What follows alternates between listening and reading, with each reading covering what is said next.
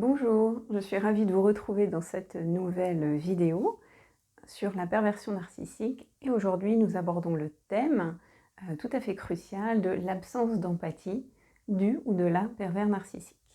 Donc en quelques mots, un rappel sur cette pathologie qui est une pathologie psychotique, on n'est pas dans une pathologie d'une personne névrosée, c'est-à-dire saine, on est dans une pathologie d'une personne psychotique, c'est-à-dire qui vit sa réalité à elle, qui n'est pas dans la réalité de tout le monde, donc qui a son monde, son univers.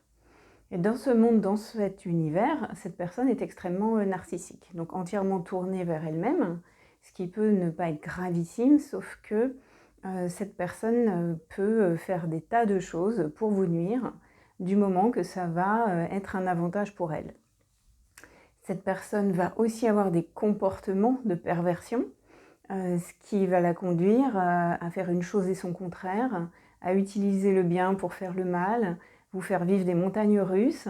Et c'est vraiment la combinaison de ce narcissisme et d'une perversion qui compose la perversion narcissique, sachant qu'il est important de savoir qu'il faut qu'il y ait une multitude de comportements additionnels. Et c'est ce que je vous illustre, ce que je vous montre dans cette série Les 50 nuances de maltraitance que nous fait vivre le pervers narcissique. C'est donc important de savoir que c'est cette combinaison de comportements qui vont avoir lieu de manière concomitante qui compose la perversion narcissique. Ça n'est pas juste d'être narcissique et avoir des comportements de perversion, cela ne suffit pas, il faut que l'on retrouve ces comportements-là. Donc je les ai étudiés de près, déjà dans une histoire personnelle, et puis ensuite j'ai côtoyé donc un grand nombre de pervers narcissiques. Je ne vous cache pas que c'était pas l'idée du siècle sur le plan de la santé, ça c'est certain.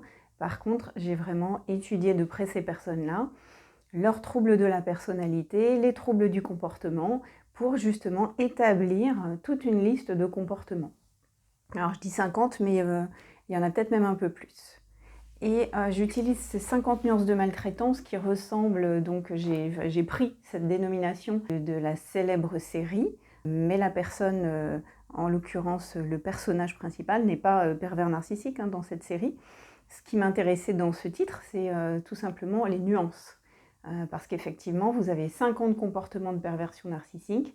Ils ont tous ces comportements, mais avec des nuances différentes. Voilà pour le contexte. Revenons aujourd'hui donc à cette vidéo et au thème principal, l'absence d'empathie. Qu'est-ce que nous allons voir dans cette vidéo? Tout d'abord, cette définition de l'empathie, la définition que vous, moi, toutes les personnes saines ont de l'empathie, et la définition qu'ils ont, eux, de l'empathie, parce que c'est assez troublant. Lorsque vous leur demandez de définir l'empathie, ils n'ont pas la même que vous et moi.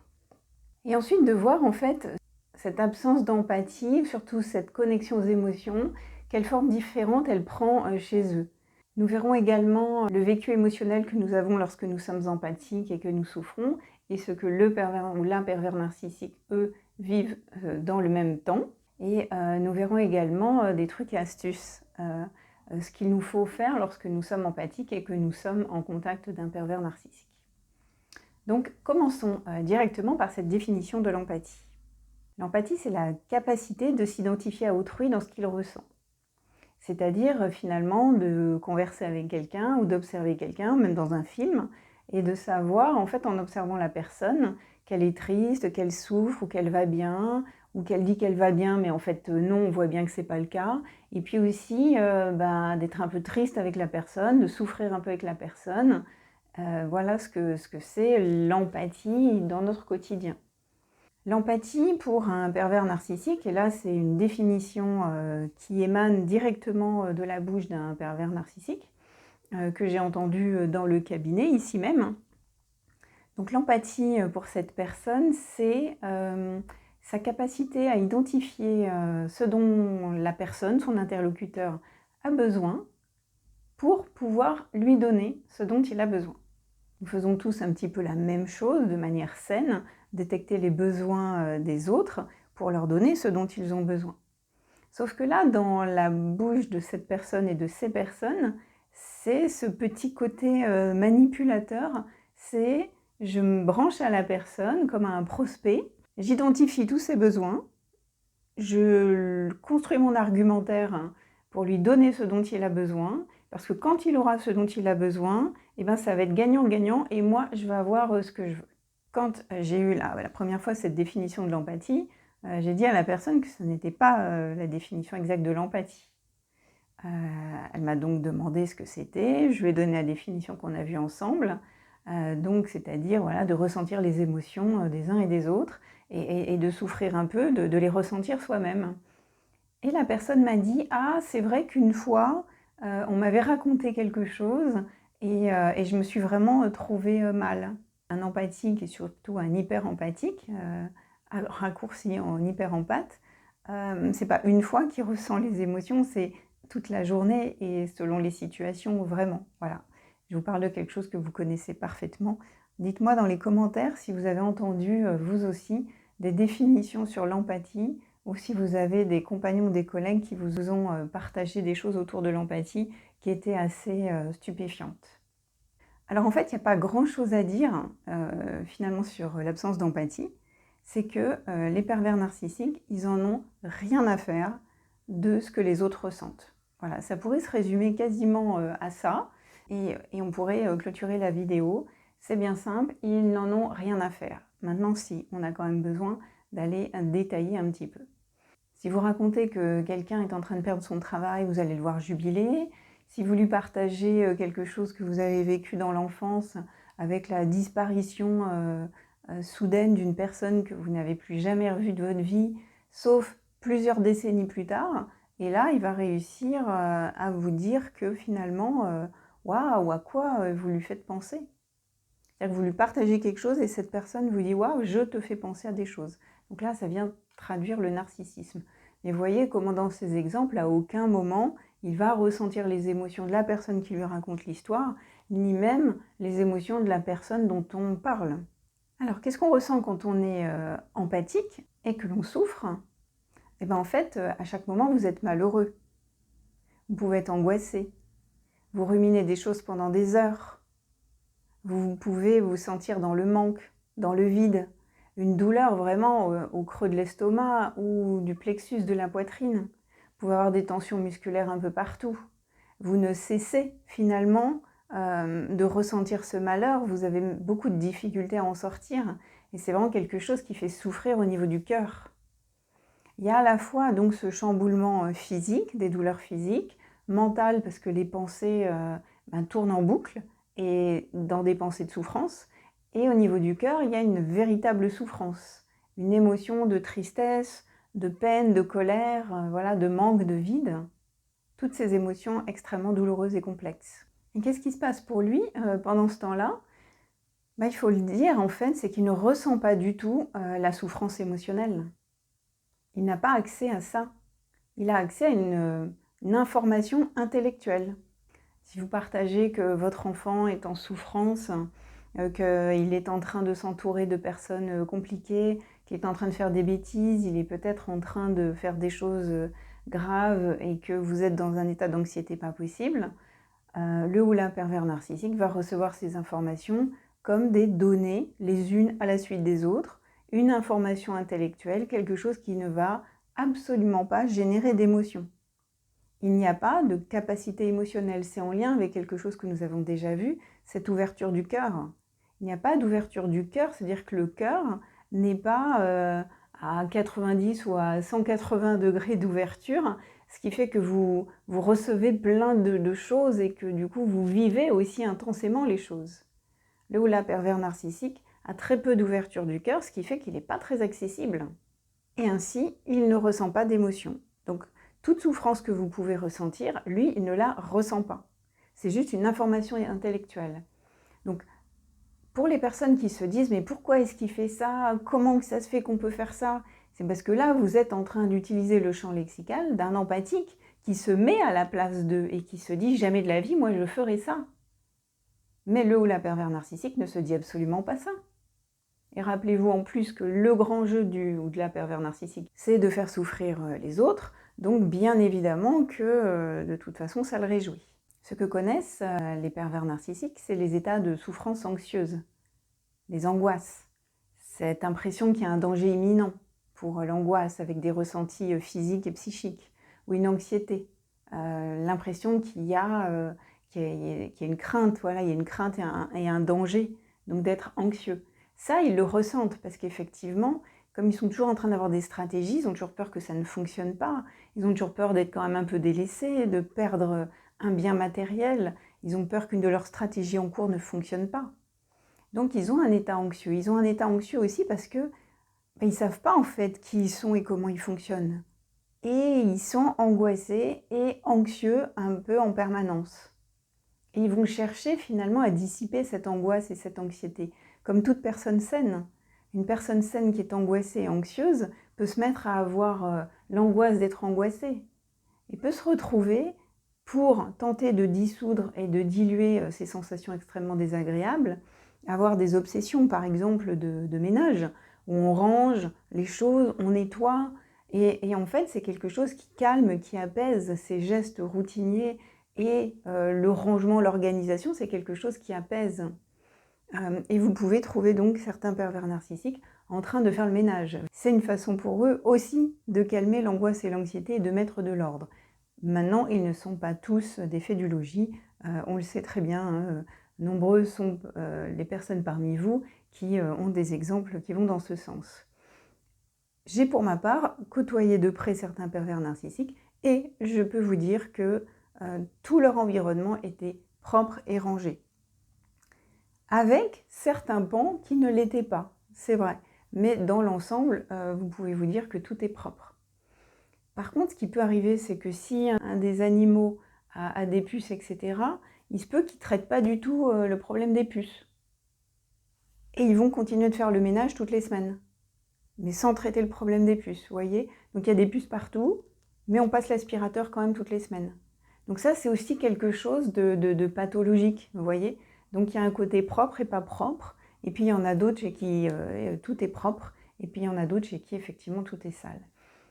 Tout ça a aussi donc une visée à calmer l'anxiété. Donc ce côté un petit peu comportement compulsif, obsessionnel.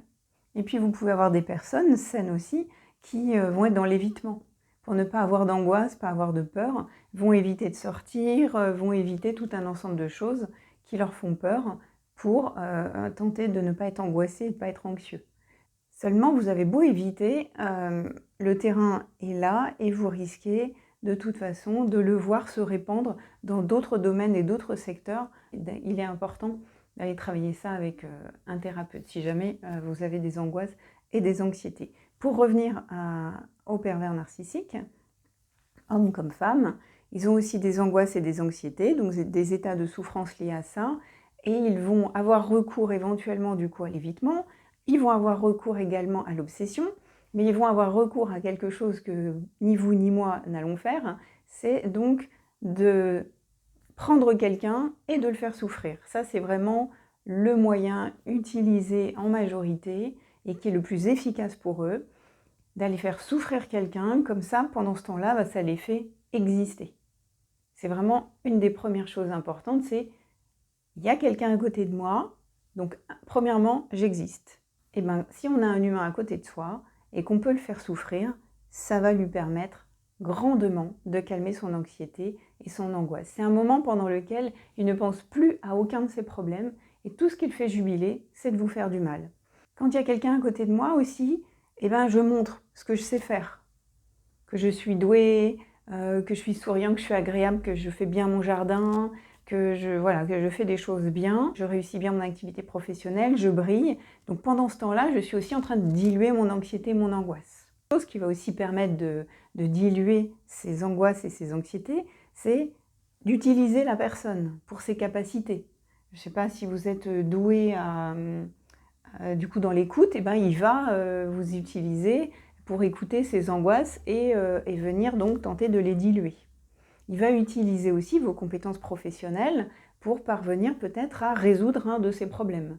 Le pervers narcissique utilise la personne dans ses capacités, que ce soit personnelles, professionnelles, sociales, humaines, etc., pour venir résoudre un problème qu'il a et donc diminuer son niveau d'anxiété sur le sujet. Comme le joueur d'échecs, mais le joueur d'échecs de manière saine, où il a envie de s'amuser, Donc, quand il est en train de jouer et qu'il avance un pion et que ça vous fait perdre, le joueur d'échecs, c'est un moment où il est en train de prendre du plaisir. Et le pervers narcissique ou la pervers narcissique, c'est la même chose avec vous. Il est en train d'avancer ses pions et de jouer avec vous, et vous êtes en train de perdre. Et ça le fait grandement jubiler. Donc il est en train de s'amuser, donc évidemment, pendant cette phase de jeu, il n'est pas en train de souffrir d'angoisse et d'anxiété. Donc tout ça, vous voyez, on est très loin de l'empathie. Il est capable de ressentir des états de souffrance anxieuse et d'angoisse, mais en aucun cas des états de souffrance émotionnelle. Donc comment fait-il pour savoir ce que sont les états d'angoisse émotionnelle? Tout simplement, il vous écoute, il nous écoute. Ils écoutent ces hyper-empathiques. Parce que nous expliquons quand nous parlons que quand telle personne dit avoir perdu ça, ça nous rend triste, que voilà, tous les événements autour de nous, notre façon d'en parler, ils notent en fait, rappelez-vous que ce sont des personnes qui font des fiches, parce que comme ils ne savent pas en fait fonctionner en société, ils n'ont pas les codes, c'est pour ça aussi que souvent ils vont se croire de type Asperger, autisme de haut niveau, d'extrême grande intelligence, mais qui n'auraient pas les codes sociaux. Ils n'ont pas les codes sociaux, mais c'est dû à leur pathologie de narcissisme et de perversion. C'est donc tout à fait différent. Mais comme ils n'ont pas les codes, leur astuce, c'est effectivement de copier les autres. Donc ils vous copient en vous observant, ils nous copient en nous observant, en regardant les personnes dans les films, et ils vont reproduire. Il y a même une personne que j'ai vue ici qui m'avait partagé une fois avoir trouvé un livre. Elle l'avait ouvert et à l'intérieur, il y avait plein de fiches. Et c'était des fiches que son compagnon avait écrites sur des personnes. Et voilà, il y avait la liste de leurs qualités, leurs caractéristiques, etc. Donc, quand je dis qu'ils font des fiches, c'est une image. Mais j'ai eu une fois le récit de quelqu'un qui le faisait pour de vrai. Les fiches ne sont donc pas forcément sur papier, mais vous êtes certain et certaine que les fiches sont dans leur tête.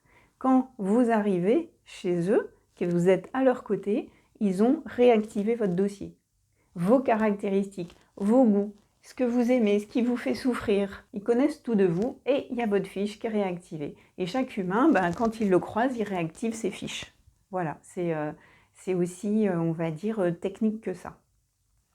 Donc ils observent autour d'eux comment font les autres et ils notent. Qu'ils ont des connaissances intellectuelles, mémorielles, mais en aucun cas des ressentis émotionnels. Je donnerai un exemple d'un monsieur que je côtoyais qui me parlait de son ex, avec qui il avait fait subir des choses tout à fait catastrophiques. Et bien en fait, quand il me partage ce qu'il a fait subir à son ex, moi j'étais en permanence dans un état de très grande empathie. À me dire, mon Dieu, comment une femme peut supporter de vivre ça, c'est terrible, ça fait partie des choses les plus horribles à vivre dans une vie, on ne peut pas s'en remettre, je comprends qu'elle soit mal, qu'elle soit terriblement angoissée, c'était extrêmement douloureux, même pour moi qui ne connaissais pas du tout cette personne, d'entendre ce qu'elle avait subi. Et donc la personne qui me racontait ça n'avait aucune émotion en le racontant. Mais ça, je sais que vous savez, si vous côtoyez de près ou de loin des pervers narcissiques, vous savez. Et puis, ils sont aussi très observateurs, donc en fait, quand vous êtes en train de raconter des choses, tout votre langage corporel exprime l'empathie. La façon de rouler des yeux, le visage qui se transforme, la couleur des yeux qui peuvent rougir, l'humidité, les larmes qui peuvent venir dans les yeux.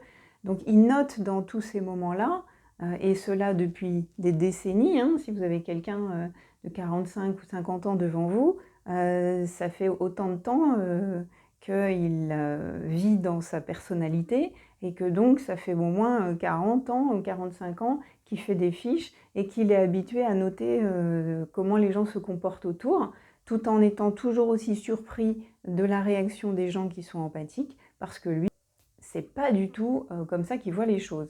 Il n'a pas ces ressentis du tout, et il trouve d'ailleurs que les empathiques sont quand même bien bêtes. Et il va utiliser donc tout le champ lexical, tous les mots des empathiques. Au cabinet, quand un pervers ou une pervers narcissique viennent, alors j'ai autant d'hommes que de femmes, mais voilà, ça n'est pas représentatif de manière nationale, c'est uniquement le reflet de mon expérience au cabinet. mais ils utilisent tout le champ lexical de la victime. Alors j'utilise ce mot victime dans le sens qui a subi un dommage. J'ouvre une toute petite parenthèse, je vais vous proposer aussi une série que j'appelle les 22 nuances de bienveillance, par opposition, où là je reviendrai sur les comportements que nous avons, nous les victimes de perversion narcissique, victimes donc dans le sens qui a subi un dommage lié à la perversion narcissique, et puis donc les qualités ou les caractéristiques qui nous composent lorsque nous sommes une victime, et également les différents profils que nous avons, parce qu'il y a à peu près 3 profils de victimes, et nous ne sommes pas toutes du même profil. J'y reviens très prochainement sur ces sujets-là. Si vous voulez être informé donc de toutes les vidéos à venir et puis de tous les projets autour de la perversion narcissique, n'hésitez pas à vous abonner à la chaîne, d'activer la petite cloche grise, de mettre un petit like pour me soutenir, et je vous retrouve très vite.